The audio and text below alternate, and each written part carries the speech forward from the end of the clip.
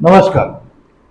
आज हम लोग अपने बिहार के कला और संस्कृति के अध्याय को आगे बढ़ाते हुए चित्रकारी को देखते हैं। बिहार में कौन कौन सी चित्रकारी है, इन सब पर हम लोग नजर डालेंगे। इससे पहले हम लोगों ने लोकगीत पर बहुत विस्तार से चर्चा की। चित्रकारी में कई चित्रकारी है, जिसकी शुरुआत मैं एक आधुनिक काल का चित्रकारी पटना कलम से करना चाहूँगा। पटना कलम पर हम लोग विस्तार पूर्वक हर चीज को देखेंगे। पटना कलम चित्रकारी जो है, इसे कंपनी चित्रकला भी कहा जाता है। जरा इसकी पृष्ठभूमि को देखने का प्रयास करते हैं और समझते हैं। वैसे इस बात को जान लीजिए कि पटना कलम जो चित्रकारी है, उसका बेस मुगल आर्ट ही, मुगल चित्रकारी ही। कहानी कुछ ऐसे प्रारंभ होती है कि मुगल दरबार शुरू से, अकबर के समय से ही, वैसे तो चित्रकारों की बहुत बड़ी फौज तो नहीं, लेकिन माना जाता है बाबर के समय में बिहिजात और हुमायूं के समय में मीर अली जैसे चित्रकार थे, हसन अली जैसे फारस के चित्रकार सब थे। अकबर के पीरियड में दसवंत, बसावन, जहांगीर के पीरियड में उस्ताद मंसूर हो, चाहे फारूक बेग हो, बहुत सारे चित्रकार मुगल दरबार की शोभा बढ़ाते थे। लेकिन जब मुगलों का पतन हुआ तो जो कलाकार को आश्रय मिलता था, जो प्रश्रय मिलता था, वो प्रश्रय मिलना बंद हो गया, पैट्रोनेज मिलना बंद हो गया, और धीरे धीरे ये रीजनल सेंटर्स में चले गए। चित्रकारों का एक बहुत बड़ा समूह जो था वह बंगाल पहुंचा। उस समय बंगाल की राजधानी मुर्शिदाबाद होती थी, पहले ढाका थी, लेकिन बंगाल के पहले नवाब मुर्शिद कुली खान ने राजधानी मुर्शिदाबाद, और मुर्शिदाबाद इस ढंग से बहुत सारे चित्रकार पहुंचे। लेकिन कुछ चित्रकार केवल इसलिए नहीं गए कि मुगलों का पतन हो गया, कुछ औरंगजेब की नीतियों के कारण भी पहुंच गए। औरंगजेब केवल युद्ध के और धार्मिक विषयों पर चित्र बनाने के लिए अपने कलाकारों को कहता। वैसे तो चित्रकला को उसने कोई खास प्रश्रय नहीं दिया, लेकिन जब भी कोई चित्र बना हो इसी विषय पर बने। इससे कहीं ना कहीं कलाकारों में एक कुंठा उत्पन्न हुई, धीरे धीरे वो भी वहां से पलायन कर गए। वैसे एक बात और भी है कि औरंगजेब के काल में आर्थिक स्थिति भी मुगलों की वैसी नहीं रही। हमेशा युद्ध में रहने के कारण आर्थिक स्थिति बुरी तरह से खराब हुई, और बहुत सारे चित्रकारों को प्रश्रय मिलना भी बंद हो गया। लेकिन एक बात और भी है, जब बहुत सारे चित्रकार का समूह बंगाल पहुंचा, सब कुछ ठीक चल रहा था, लेकिन बैटल ऑफ पलासी युद्ध के बाद मीर जाफर दोबारा नवाब बनते हैं, और उसका बेटा है मीरन। यह मीरन जो है वो कई क्षेत्रों में अपना शासन स्थापित कर देता है, पिता के कहने पर। चित्रकला को किसी प्रकार का उसने प्रश्रय नहीं दिया। उसका दृष्टिकोण चित्रकला के प्रति बहुत आलोचनात्मक रहा, और इसी के परिणाम स्वरूप वहां से भी धीरे धीरे चित्रकारों का पलायन शुरू हुआ, और पलायन हुआ और वह पहुंच गए पटना और बिहार के अन्य क्षेत्र जैसे पूर्णिया वगैरह। पटना उस समय एक व्यापारिक केंद्र के रूप में स्थापित हो रहा था, ब्रिटिश व्यापारिक केंद्र के रूप में स्थापित हो रहा था, एक उभरता हुआ शहर। यहां पर कई भारतीय धनाढ्य भी रहते थे, लेकिन मुख्यतः यहां पर जो ब्रिटिश ऑफिसर रहते थे उनकी संख्या भी कम नहीं। भारतीय धनाढ्य व्यक्ति या बिहारी धनाढ्य व्यक्ति और कंपनी के ऑफिसर अब बन गए इन चित्रकारों के प्रश्रयदाता। इन्होंने बहुत सारे चित्र उनसे बनवाए, उनको परचेस किया, और इस कारण से एक चित्रकला की जो इस क्षेत्र में एक नवीन शैली विकसित हुई, उसे पटना कलम कहा गया। क्योंकि खरीदारों में अधिकतर ब्रिटिश ऑफिसर थे, वो फरमाइशों पर चित्र बनाते भी थे कि ये बना दीजिए, वो बना दीजिए। इसलिए इसे कंपनी कला भी कहा जाता है, क्योंकि कंपनी के लोग ज्यादा खरीदार थे। यहां से फिर लंदन भी चित्र गया, वहां के आर्ट गैलरी में लगा, कंपनी के द्वारा लगाया गया। तो इस सब कारण से इसे कंपनी चित्रकला भी कहा गया। अब आते हैं हम लोग कि पटना कलम की मुख्य विशेषताएं क्या थी, उसको भी हम लोग जानना आज बहुत जरूरी है। सबसे बड़ी विशेषता है कि यह बहुत ही सादगीपूर्ण और समानुपातिक था। समानुपातिक का मतलब समान विचार रखने वाला, इसमें कोई बड़ा और छोटा नहीं, सबको इसमें समानता के साथ पोर्ट्रेट किया गया। ये नहीं कि राजवाड़ों को बड़ा दिखाओ, किसी खास वर्ग को, किसी खास शिल्पी को बड़ा दिखाओ, ऐसा नहीं चित्र में, बाकी किसी जाति को छोटा दिखाओ, ऐसा नहीं। दूसरा सबसे बड़ी बात यह थी कि इन चित्रों में मुगल चित्रों की आपको भव्यता नजर नहीं आएगी। जो मुगल चित्र में ज्यादा जो भव्यता थी वो पटना कलम में आपको नजर नहीं आएगी। यहां के चित्र का मूल विषय राजा राजवाड़ों संबंधित नहीं था, और न ही इनका जो विषयों का जो ट्रीटमेंट है वो वैवता का या दर्शन हो, ऐसा कोई आपको प्रतीत मिलेगा। सच्चाई यह है कि मुगलों के विपरीत पटना कलम एक आम आदमी की चित्रकारी है। इसमें आम व्यक्तियों को दिखाया गया, दैनिक जीवन के क्रियाकलापों को दिखाया गया, यह सब दिखाया। उसी समय एक पहाड़ी चित्रकला जिसको कांगड़ा चित्रकला भी कहा जाता है, यदि आप उससे भी कंपेयर करेंगे तो यहां पर आपको अंतर दिखेगा। कांगड़ा चित्रकला में भवन स्थापत्य को बहुत दिखाया गया है, लेकिन ये आपको पटना कलम में नजर नहीं आएगा कि भवनों को बहुत ज्यादा बड़ा करके दिखाया जाए, क्योंकि ये आम व्यक्तियों की चित्रकला है। पटना कलम की अगली विशेषता, इसमें चटक रंगों का प्रयोग बहुत नगण्य के बराबर हुआ। तो इस चीज को भी आप जान रहे हैं आगे। और हर चित्र में कुछ नयापन और कुछ विविधता, ये अगली विशेषता के रूप में आप समझ सकते हैं। ऐसा नहीं कि एकदम एक ही टाइप का चित्र बनाया जा रहा हो, हर चित्र में आप देखेंगे कुछ ना कुछ विविधता है, कुछ ना कुछ नयापन आपको।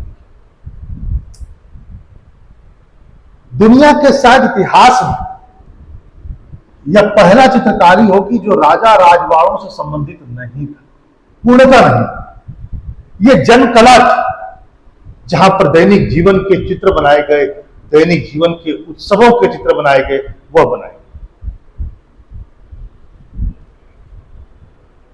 आप देखेंगे दैनिक कार्य से संबंधित चित्र बनाए गए, जैसे शिल्पी कुछ कार्य कर रहे हों, कुछ व्यवसाय कर रहे हों, चाहे व्यापारी हो, में बढ़ई, लोहार, कसाई, धोबी, मदारी, नट इत्यादि, इन सबसे संबंधित चित्र इसमें बनाए गए। कुछ भवन के चित्र बनाए गए, जैसे कि प्राचीन स्मारक, जैसे गोलघर, आप देख सकते हैं गोलघर का चित्र, इसका चित्र बनाया गया। पश्चिमी दरवाजा, इसके अलावा फूल पत्ती, जीव जंतु को भी दृश्य में दिखाया गया। आगे चलते हैं।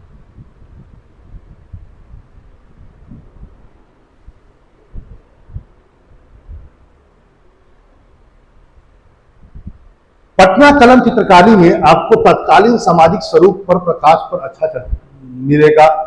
कैसा स्वरूप था, कैसा जीवन था, जैसे कि आप एक टांगा गाड़ी को देख सकते हैं, कैसा पहनावा था, तो ये सब चीजें आपको पता चल सकती है। पटना कलम में बारीकी पर भी बहुत ध्यान दिया गया, और पटना कलम शैली में मानो कि लोगों को महारत हासिल थी बारीकी में। जैसे इस पक्षी का चित्र देखें, इस पक्षी के चित्र में, इस चिड़िया के चित्र को देखने से लगता है, देख करके लगता है मानो कि शरीर विज्ञान की कितनी समझ हो, पक्षियों के शरीर विज्ञान की कितनी समझ हो उन चित्रकारों को। इतनी बारीकी से चित्रित किया गया है, हर वो चीज जो आप देखेंगे एकदम आपको स्पष्ट इसमें दिखेगा। तो यानी बारीकी का समझ बहुत ज्यादा इस, है ना, आप समझ सकते हैं। आगे पटना शैली जो चित्रकला है उसमें कलाकार एक दो बालों वाले रेशों का भी प्रयोग कर, एक दो बाल वाले जो रेशे के ब्रश होते थे उसका भी प्रयोग करता था महीन चीजों को दिखाने के लिए। एक बात और भी ध्यान रखेंगे, पटना चित्रकारी में पृष्ठभूमि और अग्रभूमि का स्वतः अभाव है। ठीक है, आगे। परंतु ध्यान देने वाली बात यह है कि अंतिम समय में, पटना कलम के अंतिम समय में पृष्ठभूमि और अग्रभूमि दिखाए जाने लगा था। ठीक है, शुरुआत में एकदम नहीं है, इसका बेसिक फीचर में यह नहीं आया, लेकिन बाद के समय में यह था। पटना कलम में एक बात और भी ध्यान रखेंगे कि जो पेंसिल से आप स्केच करते हैं, पहले कुछ फिगर ड्रॉ कर लेते हैं, उसके बाद उसमें रंग भरते हैं, ऐसा बिल्कुल नहीं था। इसमें सीधे ब्रश से रंगों को भर दिया जाता था, सीधे ब्रश से रंगों को इसमें भर दिया जाता। आगे आगे आप देखेंगे कि इस शैली में आप मुगलों से विपरीत, मुगल क्या करते थे कि अपने चित्र को ज्यादा चमकीला बनाने के लिए हाथी दांत के टुकड़ों को या अर्गट पत्थरों का प्रयोग करते थे चमकाने के लिए। ऐसा किसी भी प्रकार का प्रयोग आपको चमकाने के लिए हाथी दांत का रगड़ना या अर्गट के पत्थर का रगड़ना, ऐसा कोई भी चीज आपको नहीं दिखाई देगा पटना कलम में। ऐसी कोई कोशिश नहीं की गई। आधार का जब आप प्रश्न करेंगे कि क्या थी, किस चीज पर पटना कलम के लोग चित्रकारी बनाते थे, वो भूमि क्या थी, तो आप देखेंगे कि सर्वप्रथम उन्होंने चमड़ा, धातु, शीशा, अबरक का प्लेट, हाथी दांत है ना, हाथी दांत को टुकड़ा करके उसको कार्ड नुमा बना करके, जैसे पोस्ट कार्ड वगैरह होता है उस नुमा बना करके उस पर चित्र बनाया। यहां तक कि अबरक का जो पत्ते होते हैं, अबरक आप जानते हैं जिसको माइका आप कहते हैं, अबरक का पत्ता को पोस्ट कार्ड के रूप में बना करके उसका भी प्रयोग किया गया चित्र बनाने के लिए। यहां पर ध्यान क्या रखना है कि ये जो अबरक के जो पत्ते होते थे वो कहां से मंगाए जाते थे, बनारस से। अच्छा, अबरक के पत्तों को बनाने के लिए आपको अबरक कच्चा माल भी चाहिए, तो ये कच्चा माल दक्षिण बिहार से ही जाता था बनारस, और फिर वहां से बन करके वो पोस्टकार्ड नुमा अबरक का पत्ता आता था जिस पर बनते थे। फिर हस्त निर्मित कागज का भी प्रयोग होता था।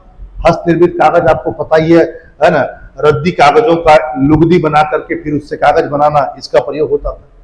बांस निर्मित कागज जिसे नेप्सल कहा जाता है, बांस से निर्मित कागज जिसे नेप्सल कहा जाता है, उसका भी बाद में चलकर प्रयोग हुआ। पहले किसका प्रयोग हुआ? कागज, हस्त कागज का, फिर बांस से निर्मित कागज का। आगे चल करके आप देखेंगे तो यूरोप से आयातित चित्र कागज का भी बहुत प्रयोग किया गया, क्योंकि वो बहुत ज्यादा फाइन था और खरीदार अधिकतर यूरोपीय थे, तो इस कागज का भी बहुत प्रयोग हुआ, वहां से आयात किया गया। इसका मतलब यह हुआ कि पटना कलम में जो चित्रकारी हुई उसमें चमड़ा, धातु, शीशा, अबरक, हाथी दांत, फिर हस्त निर्मित कागज, फिर बांस से बने हुए कागज, फिर आयातित कहा जा सकता है यूरोपीय कागज पर भी चित्र बनाए गए। चलिए आगे बढ़ते हैं, कुछ और विशेषताओं को हम लोग आज देखते हैं। देखिए, रंगों का प्रयोग चित्रकारी में बहुत ही महत्व रखता है। देखते हैं आखिर वो रंग कैसे बनाते हैं। शेड के लिए लाल रंग, शेड के लिए लाल रंग लाह से बनाया जाता था, लाह से, और सफेद रंग विशेष प्रकार की मिट्टी से बनाया जाता था। काला रंग कालिख अथवा जलाए गए राख से बनाया जाता था, दांत की राख, जलाए गए दांत की राख से बनाते थे। नीला रंग लाजवर्त से, लाजवर्त जो पत्थर है उससे बनाया जाता था। गेरुआ रंग एक विशेष प्रकार की स्थानीय मिट्टी से तैयार होता। सिंदूरी रंग को प्राप्त करने के लिए सिंदूर को बबूल की गोंद और पानी में खूब घोटा जाता था और अंत में पानी में छान करके उसे निकाल लेकर के सिंदूरी रंग बनाया जाता। तो आप समझ सकते हैं कि कलाकार रंग बनाने में भी काफी परिश्रम करते थे। आगे, नील को बबूल की गोंद में मिलाकर नीला रंग बनाया जाता था। जो ब्लू कलर है उसको बबूल, उसके लिए इंडिगो को बबूल की गोंद में मिला करके नीला रंग बनाते। जो ब्रश होता था वो सामान्यतः गिलहरी की जो पूंछ होती है उसकी बाल से तैयार किया जाता है। गिलहरी की पूंछ की बाल बहुत ही मुलायम होती है शरीर।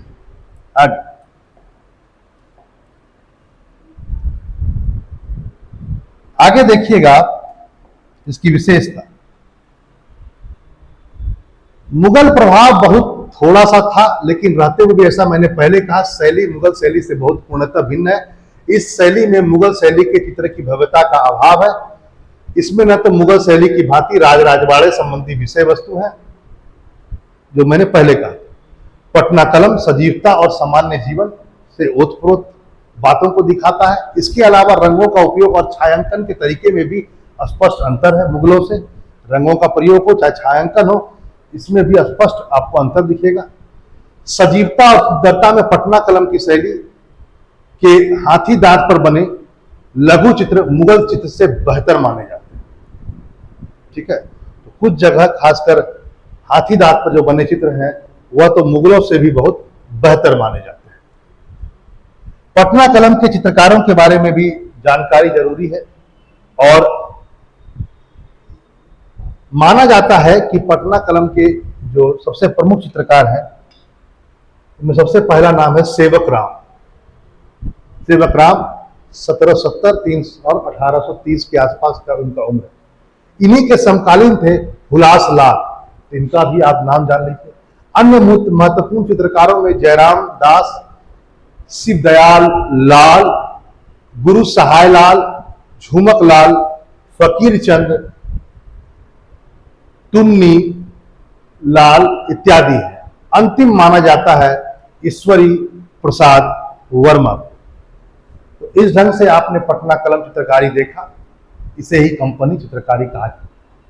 चित्रकारी को हम लोग आगे और बढ़ाएंगे। अगले टॉपिक पर फिर अगले वीडियो पर आते हैं। नमस्कार।